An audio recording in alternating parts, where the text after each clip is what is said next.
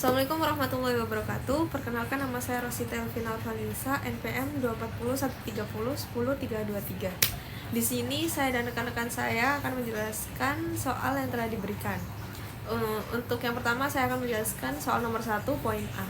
Di sini kita diminta untuk menghitung akumulasi pengeluaran rata-rata tertimbang untuk tahun 2023. Nah, untuk menghitung akumulasi tersebut, kita menggunakan rumus pengeluaran rata-rata tertimbang sama dengan sigma pembayaran dikali proporsi waktu. Untuk data pembayarannya, kita punya 3 bulan. Bulan yang pertama adalah bulan Januari pada tanggal 1 2023 sebesar 210.000 210 juta, sehingga tersisa 365 hari per 365 hari. Yang kedua pada tanggal 1 Maret 2023, yakni 300 juta, tersisa 306 dari 365 hari. Kemudian pada tanggal 1 Mei 2023 sejumlah 540 juta, tersisa 244 hari dari 365 hari. Dan yang terakhir 31 Desember 450 juta, tersisa 1 dari 365 hari.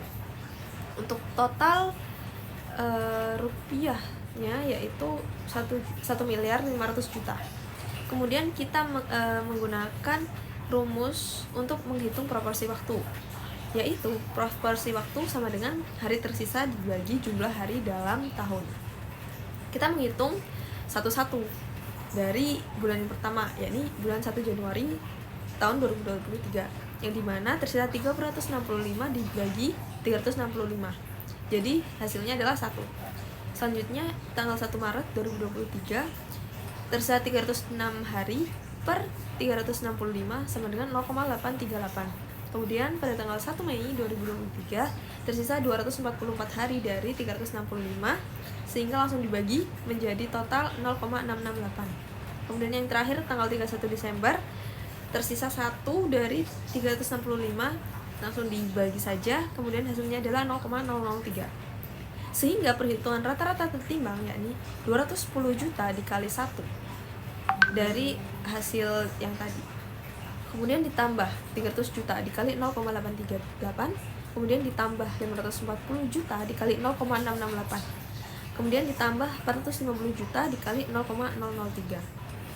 Sehingga perkalian tersebut tadi diakumulasikan terlebih dahulu karena ada tanda kurung, jadi dijumlah terlebih dahulu, yakni jadi 210 juta ditambah 251 juta 400 ribu ditambah 360 juta 720 ribu dan ditambah 1 juta 350 ribu.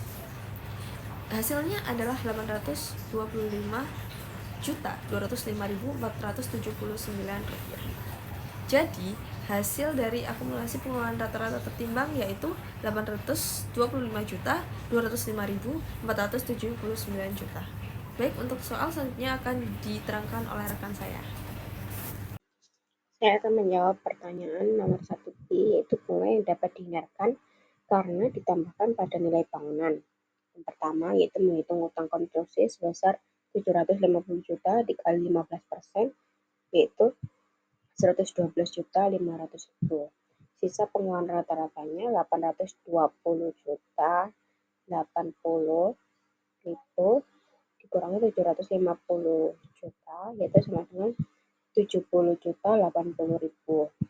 Nah, untuk total utang umumnya yaitu sebesar 550 juta ditambah 600 juta sama dengan 1 miliar 150 juta.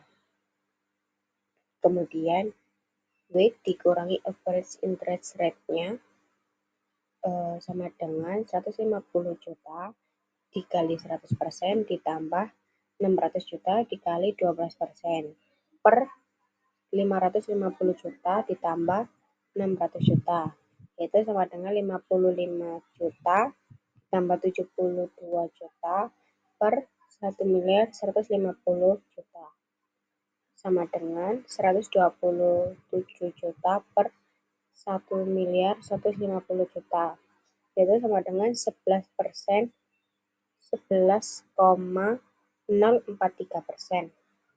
Nah, avoidable interest tambahannya yaitu sebesar 70.080.000 dikali 11,043%, yaitu 7.736.226. Total avoidable interest-nya yaitu 1.112.500 ditambah 7.736.226 sama dengan 120.236.226. Selanjutnya untuk pertanyaan yang 1C, yaitu total bunga yang dikeluarkan sesungguhnya. Nah, utang konstruksi tadi yaitu 750 juta dikali 15% sama dengan 112.500. Utang WSL-nya 10% itu sama dengan 550 juta dikali 10% sama dengan 55 juta, serta obligasinya 12% sebesar 600 juta dikali 12% yaitu 72 juta. Nah, totalnya 239.500 ribu.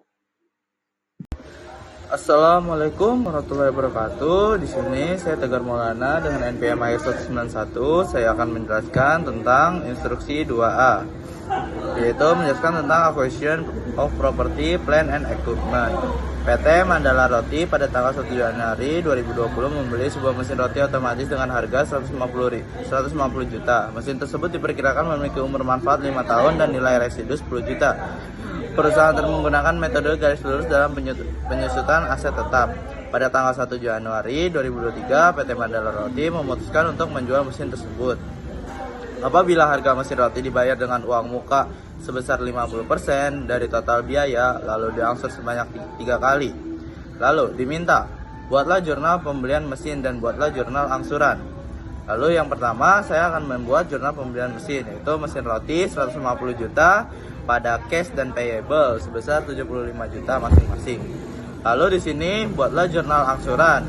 Jurnal angsurannya sebanyak 3 bulan. Berarti di sini tinggal 75 juta dibagi 3, yaitu 25 juta. Jadi per bulan itu payable pada cash sebesar 25 juta. Selanjutnya, saya Salma Syifa Nurnala dengan NPM I 172. Di sini saya membuat soal mengenai disposition of property, plant and equipment. Di sini terdapat soal yaitu PT Mandala Roti pada tanggal 1 Januari 2020 membeli sebuah mesin roti otomatis dengan harga 110 juta. Mesin tersebut diperkirakan memiliki umur manfaat 5 tahun dan nilai residu sebesar 10 juta. Perusahaan menggunakan metode garis lurus dalam penyusutan aset tetap. Lalu pada tanggal 1 Januari 2023, PT Mandala Roti memutuskan untuk menjual mesin tersebut. Nah, soalnya ini diminta untuk yang pertama menghitung akumulasi penyusutan hingga tanggal penjualan dan nilai buku mesin. Yang kedua, membuat jurnal umum untuk masing-masing. Yang pertama dijual sebesar 80 juta, yang kedua dijual 64 juta, dan yang terakhir dijual sebesar 26 juta. Nah, di sini menghitung beban penyusutan terlebih dahulu. Jadi rumusnya untuk menghitung beban penyusutan yaitu harga perolehan aset dikurangi nilai residu lalu dibagi oleh masa aset. Lalu di sini juga terdapat tabel pada tanggal 1 Januari 2020 harga perolehannya 150 juta sehingga nilai bukunya juga 150 juta. Lalu pada tanggal 31 Desember 2020 beban penyusutannya 28 juta yang tadi, terus akumulasi penyusutannya juga 28 juta, nilai bukunya 122 juta diperoleh dari harga perolehan dikurangi oleh akumulasi penyusutan pada tahun berikut.